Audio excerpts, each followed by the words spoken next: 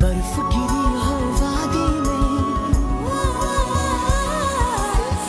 में लिपटी सिमटी हुई। টরন্টোতে কয়েকদিন টানা স্নো পড়তেছে। আজকে তো একদম হেভি স্নো। আর আমরা সবাই মিলে পরিবারের বের হয়ে গিয়েছি স্নোর মধ্যে খেলাধুলা করার জন্য। নরমালি এখানের বাচ্চারা স্নোর মধ্যে কি করে সেটাই আপনাদের সাথে শেয়ার করব। আমার পেছনে দেখেন কি পরিমাণ স্নো, আমি সেগুলো আপনাদেরকে দেখাচ্ছি। মানে একদম কোমর পর্যন্ত স্নো হয়ে আছে। এটা হচ্ছে রাস্তা, আর এই যে আমার পেছন সাইড, এটা কিন্তু একটা মাঠ। আর এই তো সামনে একটা বিশাল গর্ত, এই গর্তটা পুরা ভরে আছে স্নো। আমরা যেখানে হাঁটতেছি সেটা কিন্তু একটু ঢালু জায়গা। তো নর্মালি বাচ্চারা এই জায়গাটা চলে আসে স্নোর মধ্যে, আর টবকেনো নিয়ে, যে এটা দিয়ে ওরা স্লাইড করে। আমার শাশুড়ি তো খুবই এক্সাইটেড, তার প্রথম স্নো দেখা, তাই সে খুবই খুশি। আর স্টারামণিরও প্রথম স্নো দেখা, কিন্তু স্টারামণি কান্নাকাটি করতেছিল। কিন্তু সাহিত্য খুবই পছন্দ করে স্নো। ও তো 3 বছর হয়ে গিয়েছে, ও এই ওয়েদারের সাথে অ্যাডজাস্ট হয়ে গিয়েছে। আর এই তো ওর বাবার সাথে ও এখন স্লাইড করবে। তো এই যে স্লাইডিং টাই হচ্ছে মেন, তাছাড়া তো আরও অনেক রকম ইকুইপমেন্ট থাকে ওদের ডে কেয়ার বা স্কুলে, যে স্নো দিয়ে খেলার মতো জিনিসগুলো, ওগুলো সব শীতে বের করে দেয়।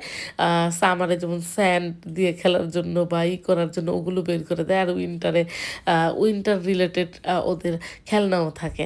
তো স্টারামণিকে একটু স্নোর সাথে তো অ্যাডজাস্ট করতে হবে, তাই অল্প কিছুক্ষণের জন্যই বের করেছি। ও একদম লাল হয়ে গিয়েছে ঠান্ডায়, প্রচুর ঠান্ডা।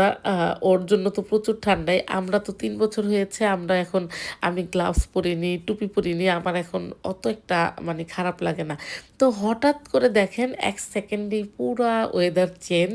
মানে খুব বেশি সময় লাগে না, তো 3টার মধ্যেই অন্ধকার হয়ে যায়। আমরা আসছি অল্প কিছুক্ষণের জন্য মজা টজা করতে করতে, এর মধ্যেই দেখেন অন্ধকার হয়ে যাচ্ছে। তো এটাই একটা নেগেটিভ সাইড।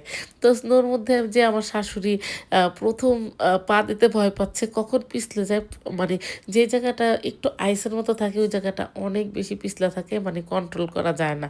তো স্টারা কান্নাকাটি করতেছিল, ওকে নিয়ে আমি স্ট্রলারে ঢুকিয়েছি, আর ওর দাদি কেন ট্রাই করতেছে। আর আমরা এখন চলে যাব, কারণ স্নোটা আস্তে আস্তে বাড়তেছে। এই তো আমি স্ট্রলারের ভিতরে ঢোকানোর পরও এখানে জমে যাচ্ছে স্নো। আমি বারবার পরিষ্কার করে দিচ্ছি, তারপরেও কিছুক্ষণের মধ্যেই যে জমাট হয়ে গিয়েছে। তাই আর বেশিক্ষণ আমরা বাহিরে থাকিনি, যেহেতু স্টারা কান্নাকাটি করতেছিল। তো স্ট্রলারের ভিতরে যখন ওকে ঢুকিয়েছি, ও ওয়ার্ম পেয়ে ঘুমিয়ে গিয়েছে।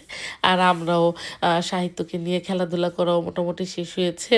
1 আওয়ারের মতো ছিলাম। এই যে বাচ্চাদের দেখতেছেন, ওরা কিন্তু সারা দিনই এখানে থাকবে। আর দেখেন কিছু কিছু বাচ্চা ওই যে শাড়ি পরে ভিডিও করতেছে আসলে। তো এই তো সব কিছু মিলে আমাদের সুন্দর একটা সময় কাটলো, আপনাদের সাথে শেয়ার করলাম। ভালো থাকবেন সবাই। আজকে এখানে সবাইকে জানাচ্ছি আল্লাহ হাফেজ।